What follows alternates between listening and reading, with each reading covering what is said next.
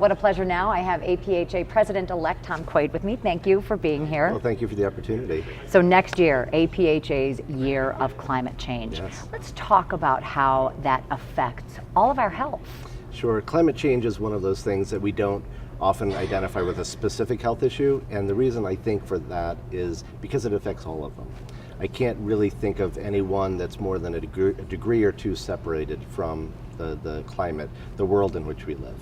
Whether it's being able to get outside and exercise in clean air, whether it's about having access to clean water, whether it's about having access to affordable food that isn't, a problem that's exacerbated by increased costs for produce because of the climate impact on agriculture. There's it's ubiquitous. It impacts every single thing that we do when we're talking about health. When we go upstream, we're getting to the environment in which we live.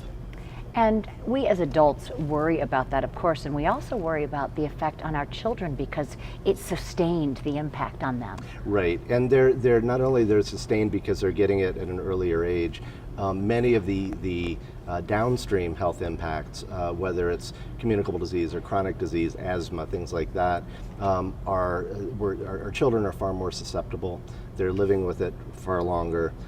They're representing that next generation. Climate change is not one of these chronic issues. Or acute issues. It's a chronic issue. When we think about disease and any sort of malady, we usually think of it as an immediate thing or an acute thing versus a chronic thing. There's nothing that gets more chronic than the environment in which we live. I know this is a tough question, but what can we do about climate change? Yeah, there are some big picture things that we need to be doing that aren't going to change it today, but we need to start today. We need to bring in new partners. We need to do a better job of our public policy and our advocacy.